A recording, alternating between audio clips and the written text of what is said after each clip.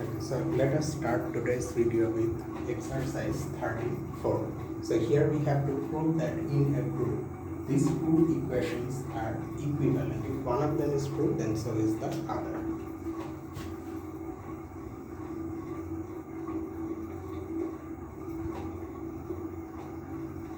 So we start by assuming this one, that A and B commute with each other, and we will prove this.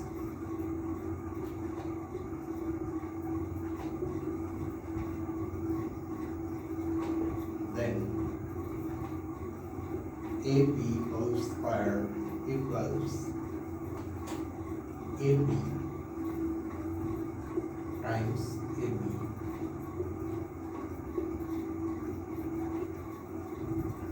With using associativity available in the group from where the elements are coming, we can write this product like this.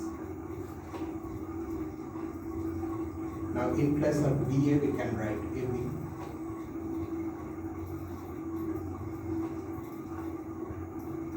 Again using associative law we get this.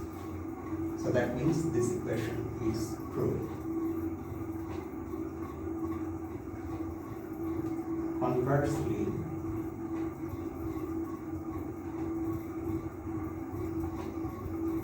assume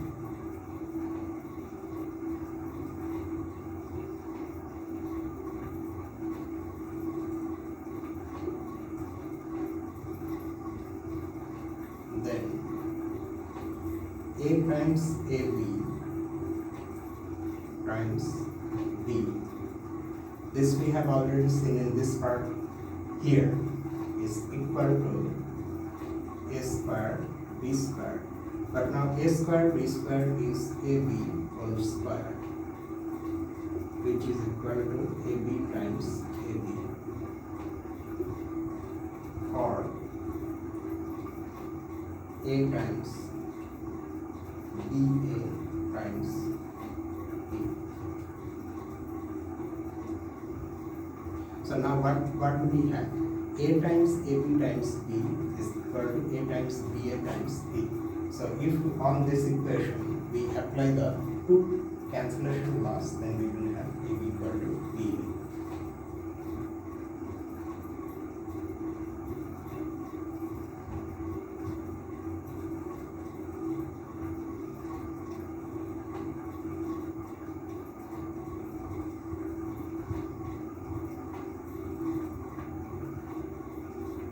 That completes the solution.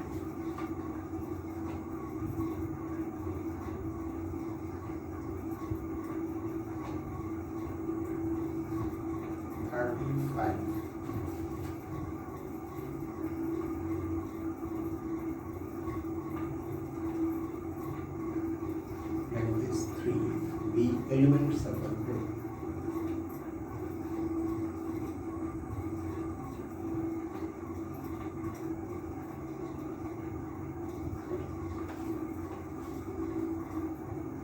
Solve the equation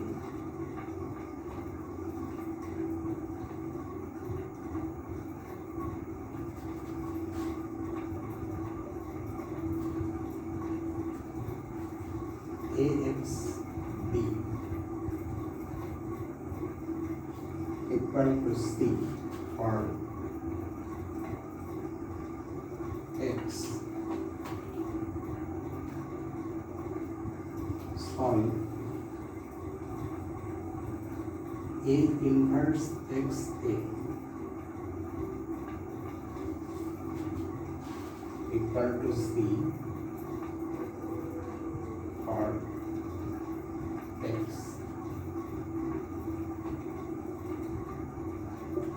These solutions are rather easy.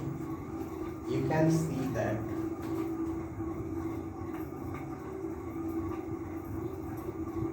X equal to A inverse C B inverse solves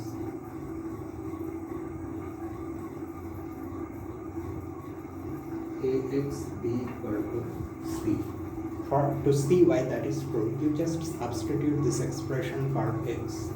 A inverse and A will cancel out, B inverse and B will cancel out, and you will be left with C. And for the second equation,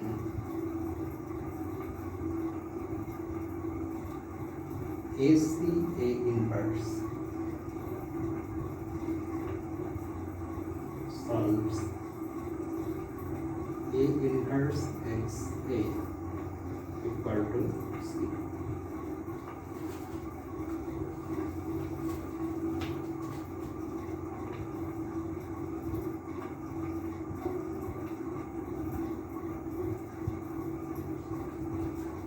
Let A and B belong to a group G.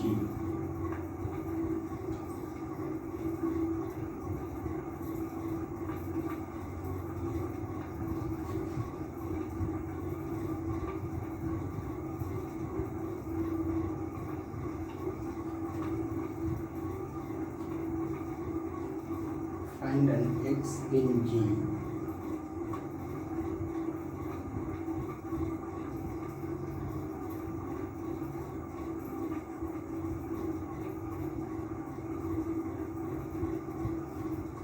such that X A B X inverse equal to B A.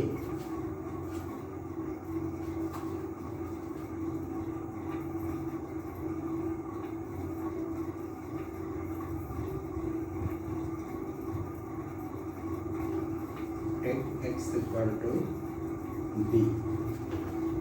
If you put X equal to B here, you will get BA, BB inverse. So that gives you BA. So X equal to B is a solution to this equation.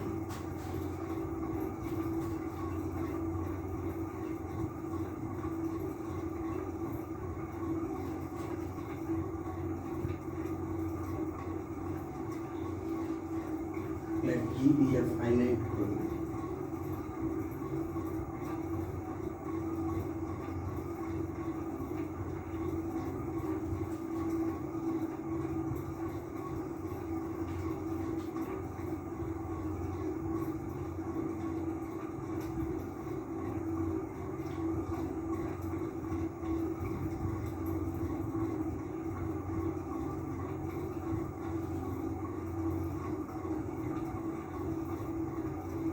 Show that the number of elements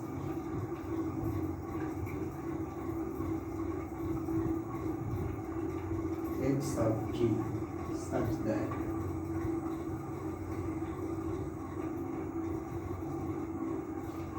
X cube equal to the identity is odd.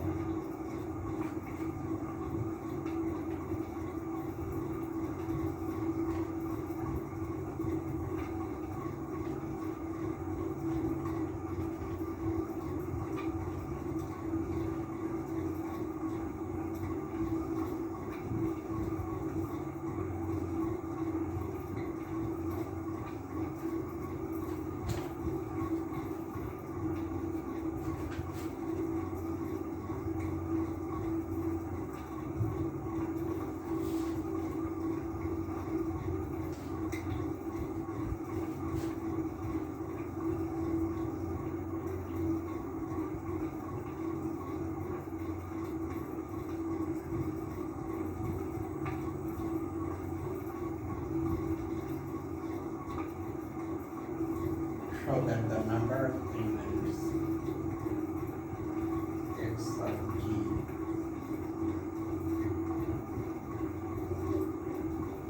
such that X squared is not equal to identity is even.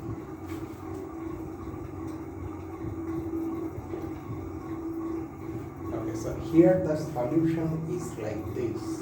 The solution is given at the end of the text itself. Note this: if x cube is equal to identity and x itself is not equal to identity, then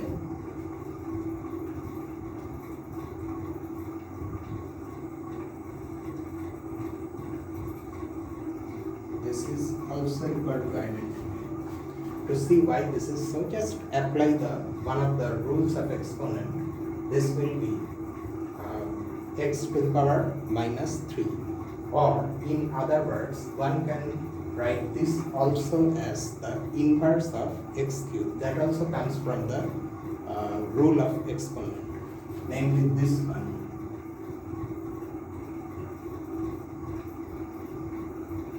Where m and n are arbitrary integers. And so because of that, this will be identity. And if x is non-identity, then x inverse is also non-identity. And what else is true?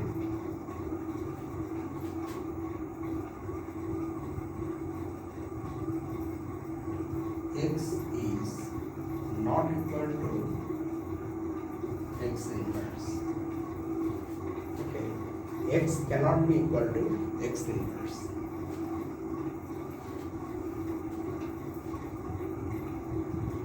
Okay, by the way, where is this coming from? If x is equal to x inverse, see, the reason for having this one is clear. This one is coming by applying the that is, it is coming from the rule of exponent, one of the rules of exponent. However, what about this one? Say this one is not true. Suppose x is equal to x inverse. Then that implies x squared is equal to identity. But it is given that identity is also equal to x cube.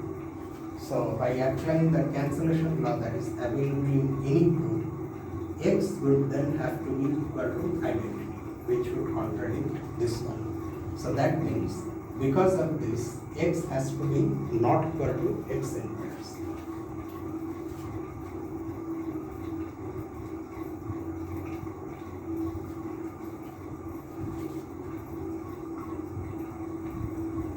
Thus,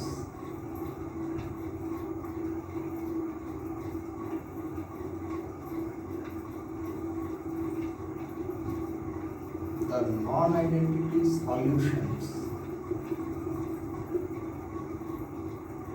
of x cube equal to e occur in pairs. So that's why if you, of course, e cube is also equal to e, but apart from that, if you find any other solution which is not equal to the identity, then for that you will have another solution which is different from this solution and which is obtained by taking the inverse of the original solution. So besides this identity, everything else, all the other solutions come in pairs. So that means if you consider all those non-identity solutions, then the total number of such solutions will be even, and including the identity, the number of solutions to this will be odd. So accordingly, let us write. That is,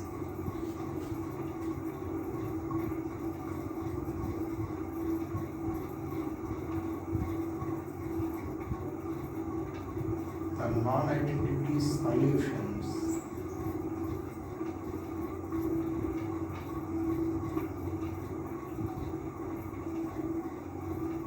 is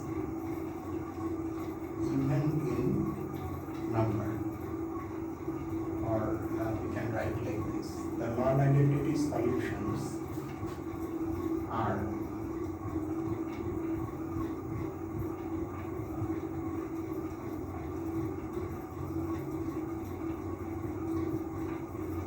even in number, since we also have E cube equal to E.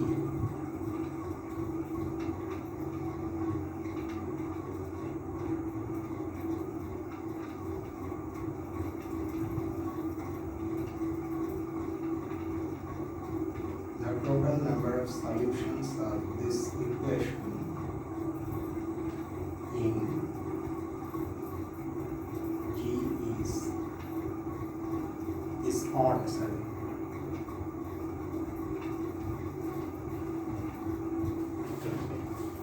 Now next we have to look at the number of elements in G whose squares are not equal to identity.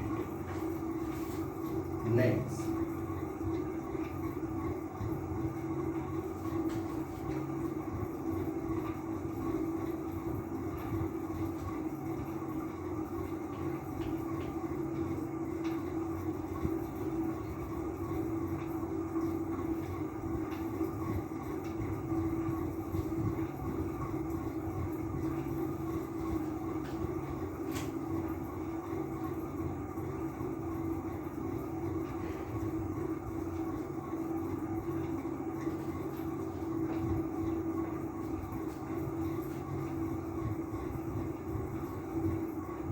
if x square is not equal to identity,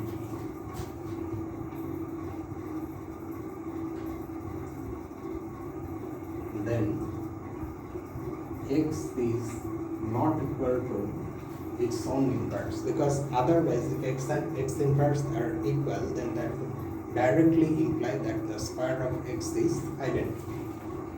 And just like before, but don't forget that now we don't have an equation, we have something, you may call it a non-equation or inequality actually.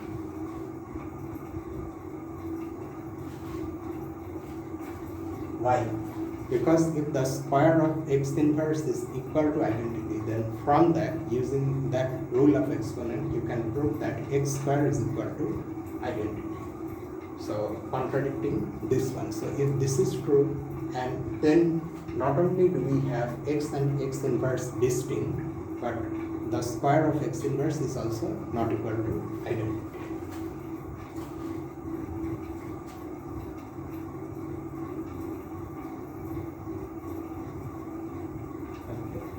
Thus,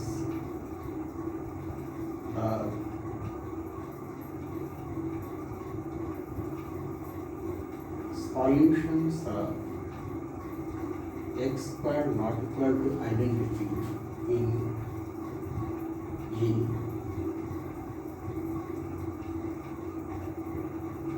occur in pairs.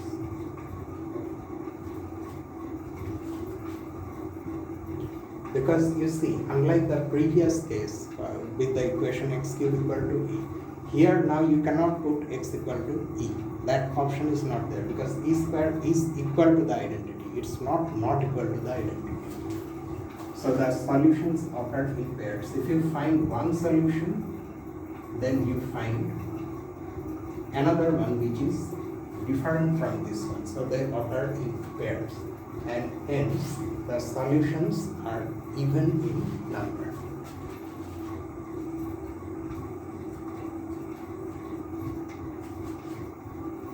Okay, occur in pairs, I think we should have mentioned it here also.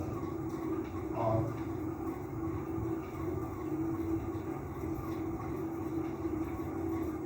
distinct elements.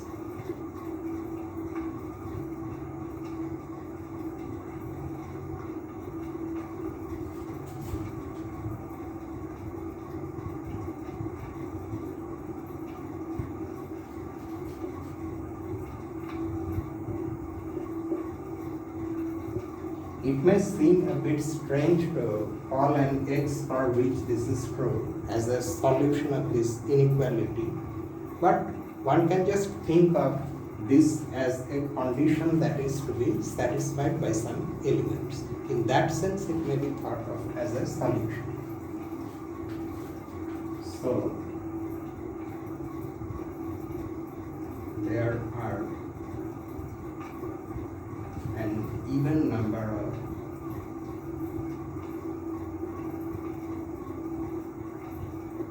elements x of G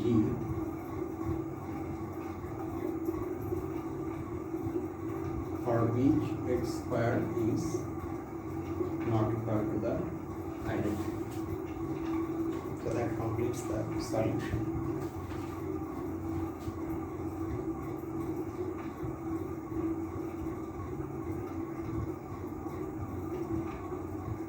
Example, I wrote example, it's exercise.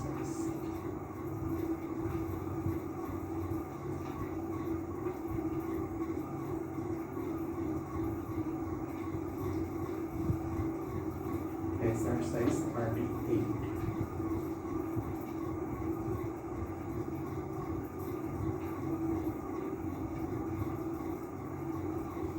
Give an example of a group.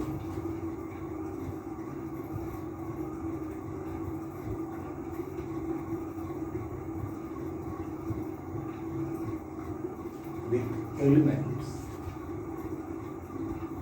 A, B, C, D and X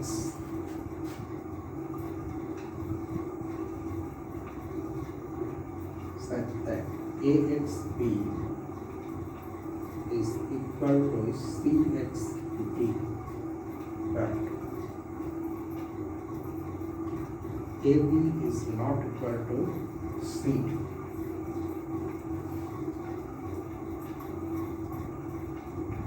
Hence, middle cancellation is not valid.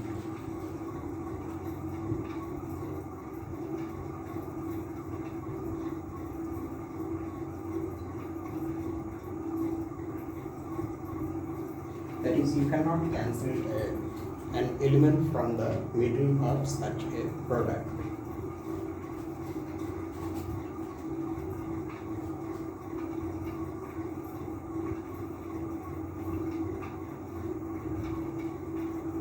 One thing is clear, that any such example should have a non-abelian group, because if you are in an abelian group, then the cancellation laws would tell you that this implies this, because then you can write AX as XA, like that CX can be written as XC, so you can cancel x from both sides using the left cancellation law. But in a general group which is non-abelian, this is not necessary. And an example can be easily found in our dihedral groups. In fact, in D4 itself, we have these elements.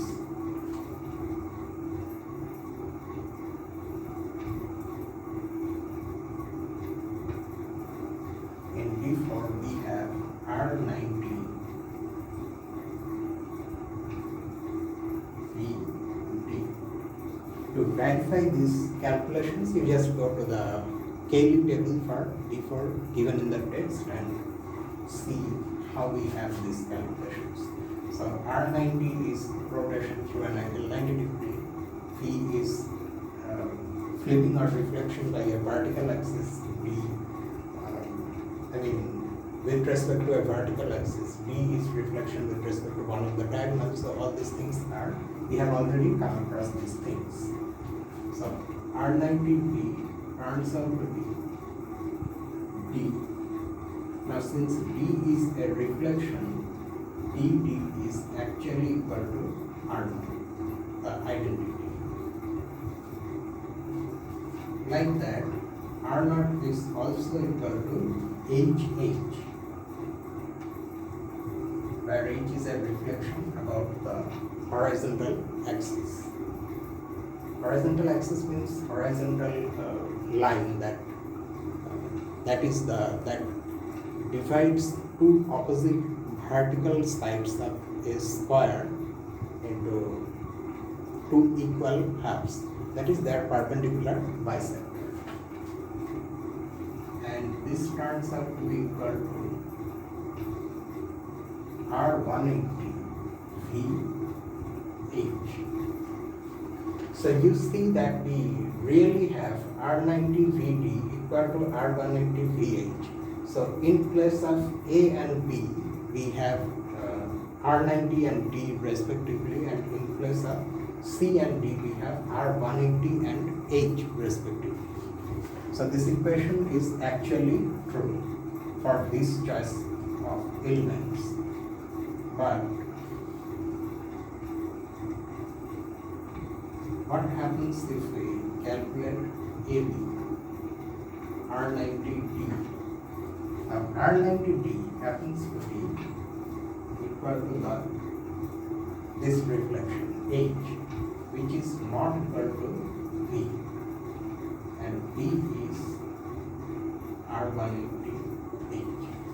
So although AXB and CXD are equal, but AB and CD are not equal. Then 39.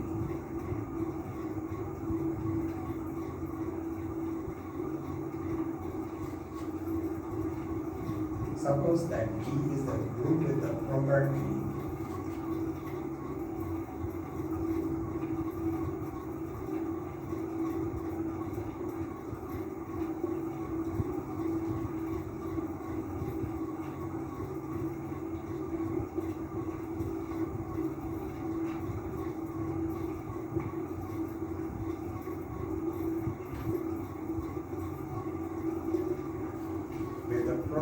that for every choice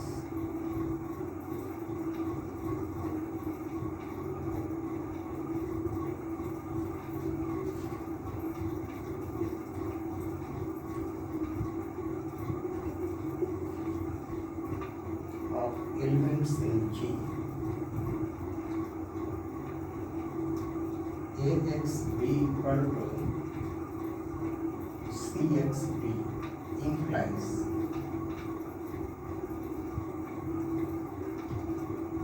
AB is equal to CD. Prove that G is abelian.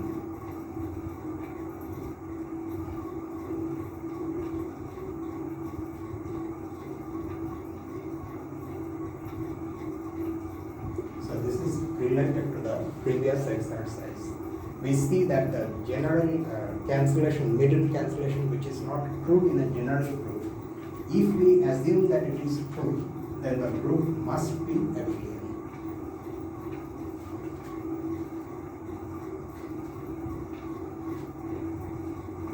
So middle cancellation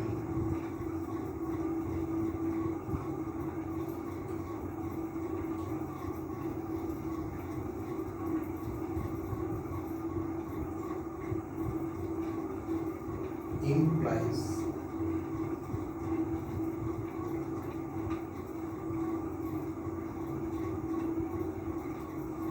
commutativity.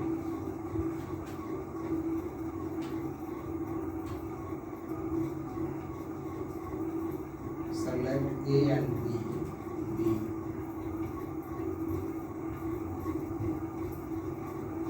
any elements in G.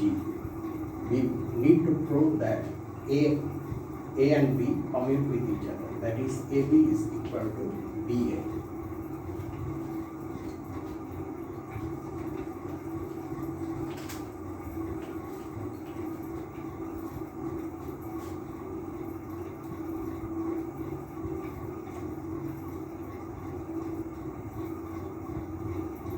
Then things. Now you look at this equation. A inverse B is equal to BA inverse A. Both the sides are equal equal to B, because A inverse and A inverse A both are equal to identity.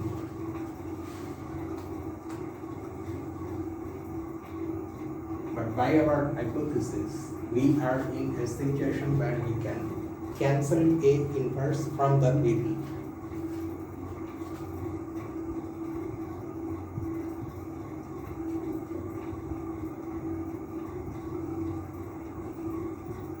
But cancelling what we have, on the left side we have AB and on the right side we have B.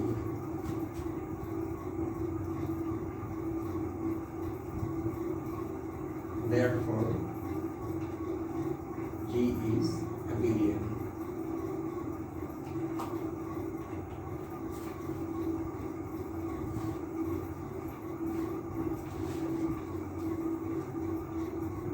Okay, let us now solve some exercises related to dihedral groups. So this is 40. Find an element X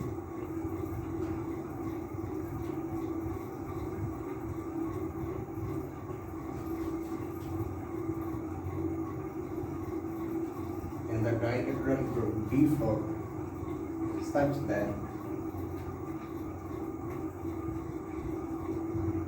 for this part of exercises you just have to go to the Kelly table for D4 and start for an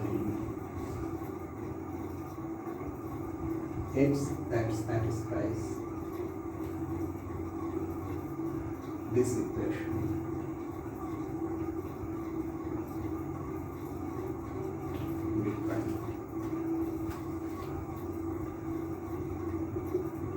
You already know what that X will be.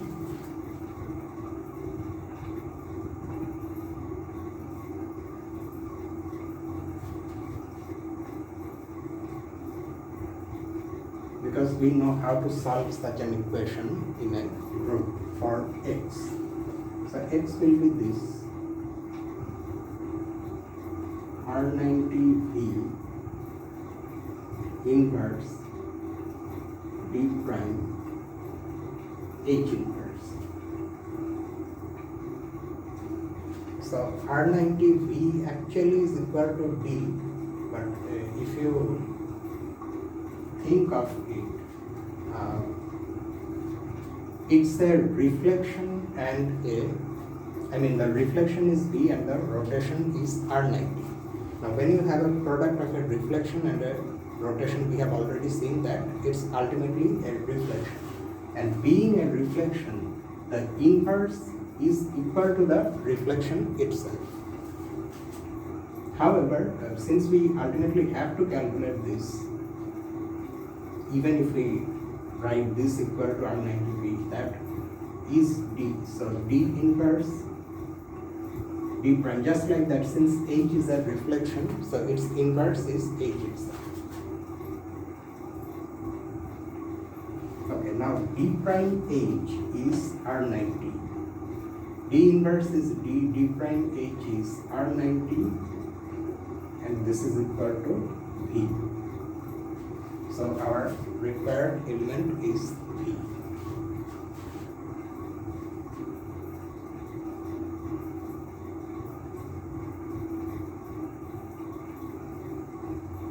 For D1, suppose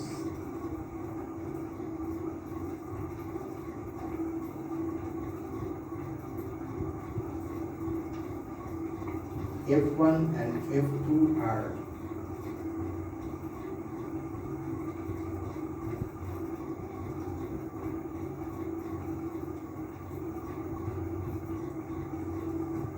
distinct reflections in a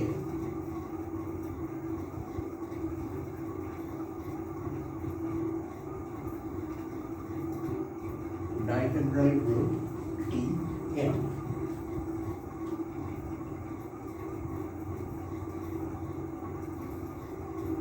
Prove that if you take their product, then it cannot be equal to the identity element.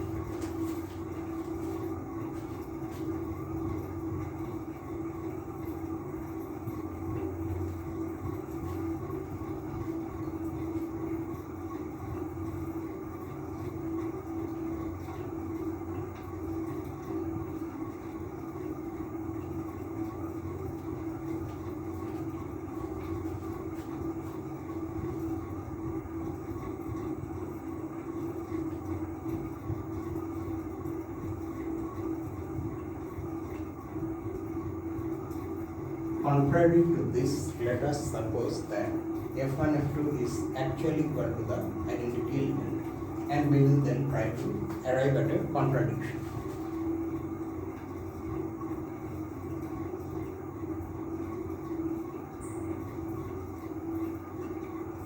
Then, since f2 is a reflection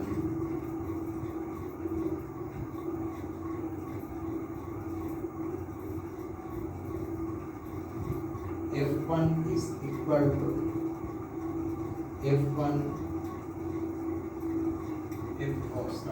this is R0. Identity specifically is R0 in the dihedral rule. In dihedral rule. So this is f1, f2, f2 inverse. This in general is true. f2 and f2 inverse will cancel out, leaving us with f1 R0, which is equal to f1.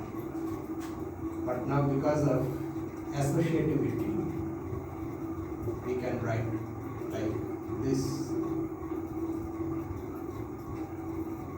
and this is R0 from our supposition. So this is equal to f2 inverse. Now because f2 is a reflection, its inverse is equal to f2 itself. So our supposition has led us to the conclusion that f1 and f2 are the same, and this contradicts the hypothesis that they are actually distinct reflections.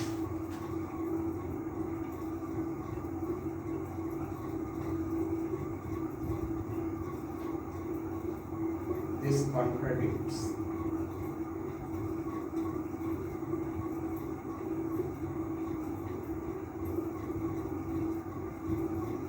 the distinctness of f1 and f2.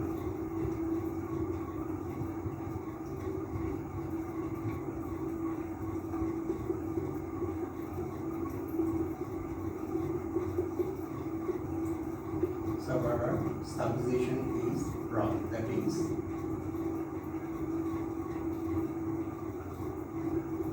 we must have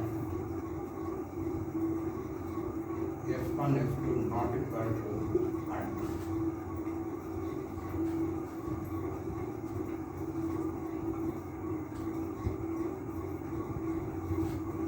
Then exercise 42. Here also the beginning is same.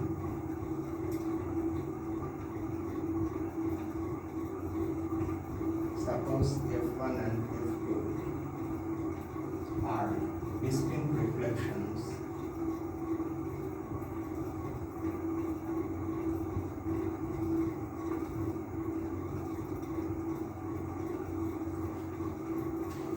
in a dihedral rule.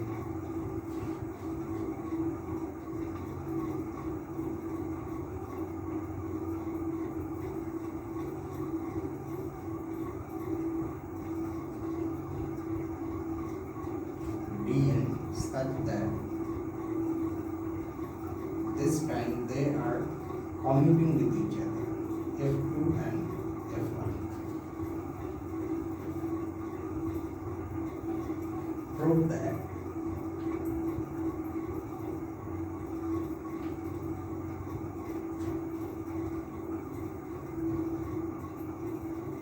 f1, f2 must be the rotation R180 through an angle 180 degree,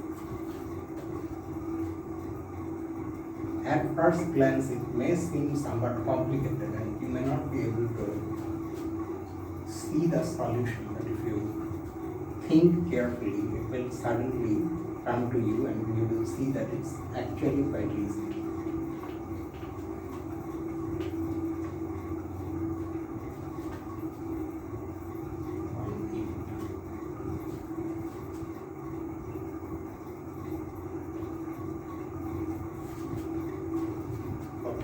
For this, we are going to refer to one of the exercises from the previous set of exercises.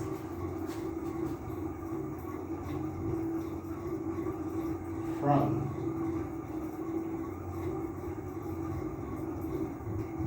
exercise 6.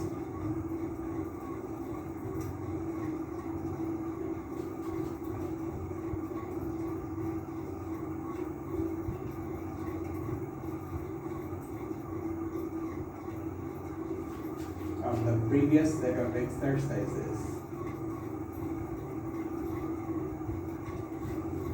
we know that F1, F2, so let's just denote it by some symbol. Let's call it C.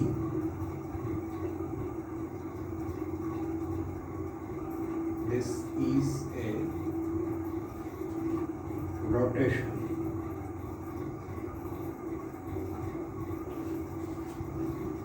Okay, because two reflections, if you perform two reflections, then the orientation comes back, the original orientation comes back.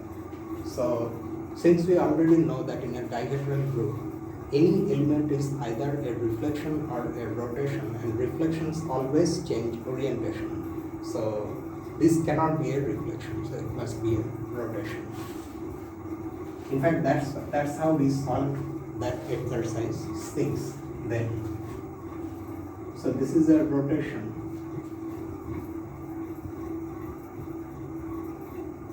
Now, what do you get when you take the square of C?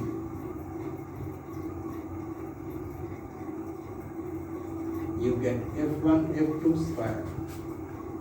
But we have proved in this video, in exercise 34, that if two elements commute, then their square, the square of their product is the product of their squares in the same order. So this is F1 square, F2 square. But F1 and F2 are both reflections, so their squares will be equal to identity, and that is equal to R0. Note that we have used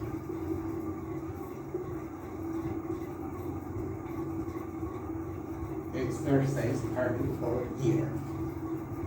Now we know that C is a reflection whose square is the identity. So that means if you perform C 2 times, then you come back to the original position.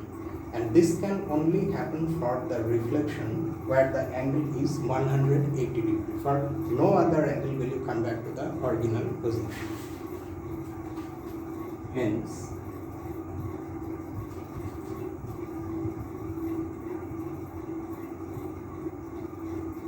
R180. Clockwise or anti-clockwise, I mean counterclockwise, it does not matter, because for this angle, whether you perform the rotation clockwise or you perform anti-clockwise, you will get the same result.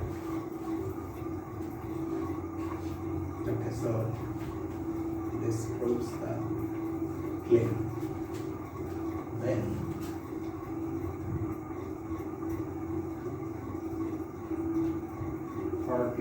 we do some 2 more. Let R be a fixed rotation.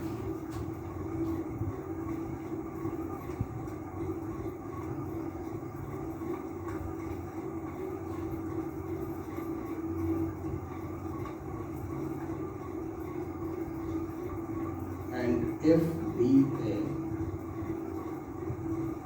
fixed reflection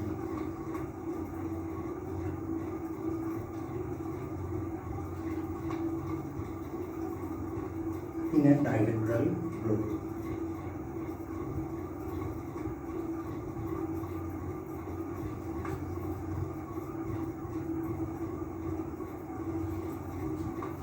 Prove that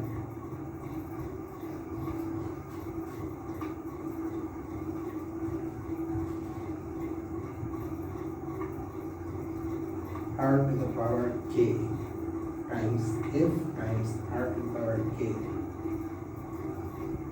is equal to f.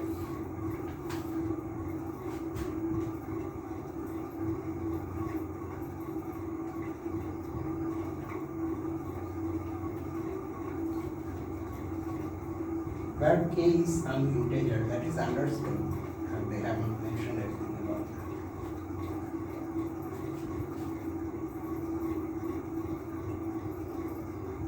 So here also the strategy is somewhat similar. We are going to use, instead of exercise 6 from the previous set of exercises, we are going to use exercises 7 and 8. In exercises 7, we proved that if we perform 2 rotations in a row, then the end result is a single rotation. And like that, if you perform a rotation and a reflection taken in any order, then the result is a reflection. That is in exercise 8. By exercise, so 2 rotations means you can extend this to any number of rotations. If k is a positive integer, then it means that if k is 3, then r times r times r. If k is a negative integer, then you just compose inverses of rotations, which are also rotations. So by exercise 7 and exercise 8 of the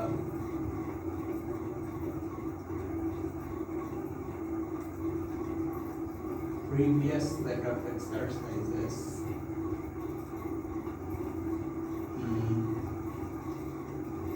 say let's call it U.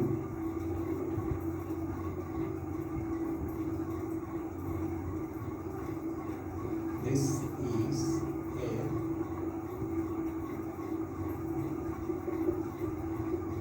reflection. Okay, a rotation. Rk is itself a rotation and f is a reflection. So the product is a reflection. Hence,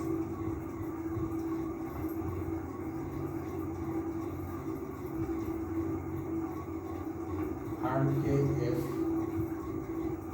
RK is equal to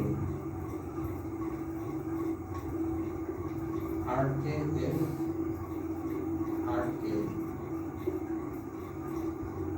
F square, because F square is, since F is the reflection itself, so F square will be equal to R naught identity, so we can write F square here.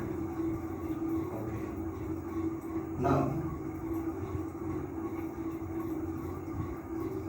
using associative law, you can write this product like this. And note carefully that if this is RK F square, and this turns out to be, because we are denoting it by U, so U square F. But since U is a reflection, so U square is identity, so you get F. So that's how you get this equal to F.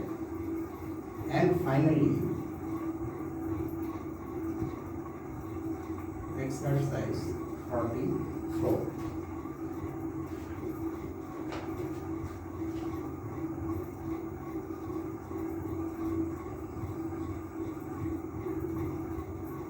Let R be a fixed rotation. Same, the beginning is just like that one. And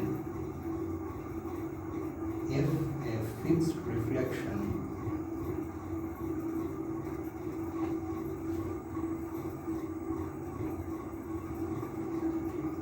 a dihedral group.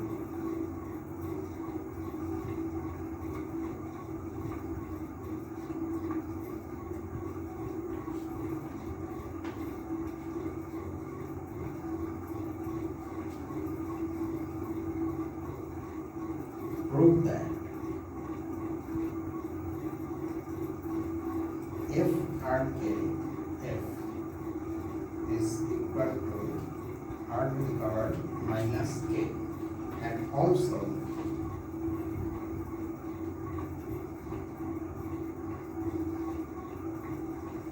why does it imply that the dihedral group Dn is non-abelian?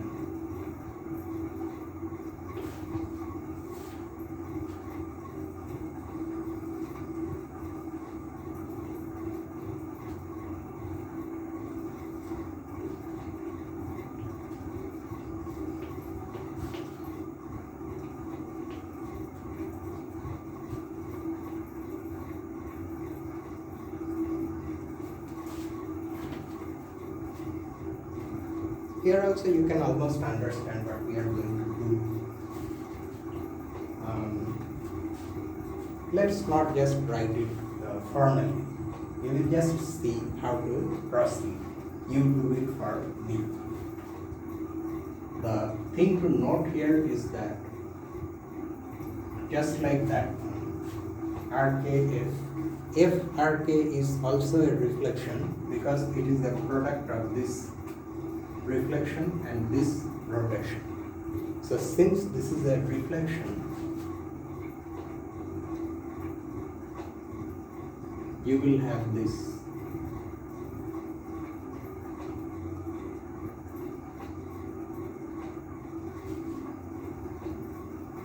equal to R0. And now you just post multiply both sides by Rk inverse or R to the power minus K. So doing that, you get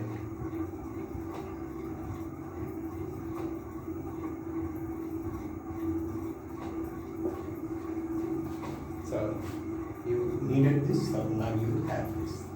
Okay, now how are we going to conclude from this that the dihedral group Dn is non-abelian? For that, you suppose Dn is abelian.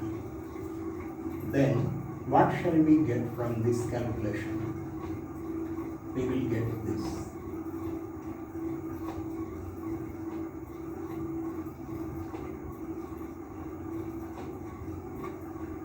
Or let me start with Rk. Okay.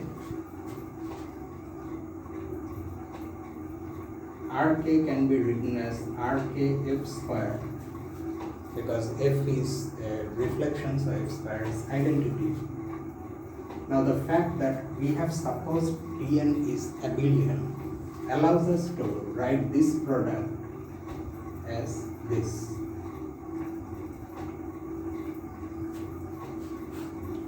Taking f with Rk, then in place of Rkf you write Frk.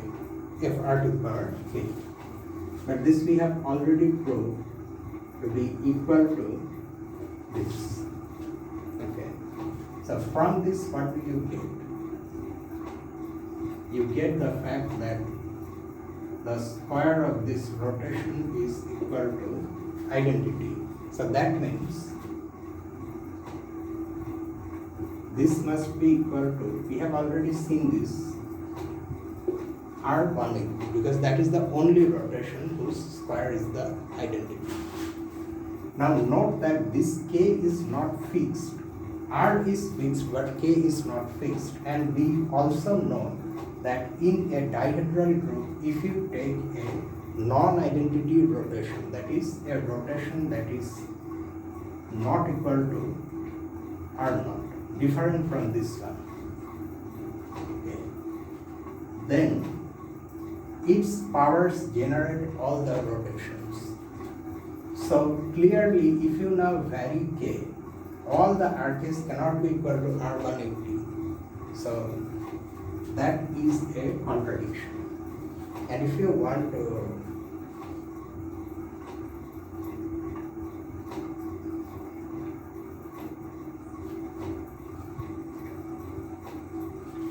R be a fixed rotation, can someone say like this, that if R is R naught, then of course, but then also if R is R naught, then clearly R naught equal k is equal to R naught for any k, any integer k, and R naught is clearly not equal to R180.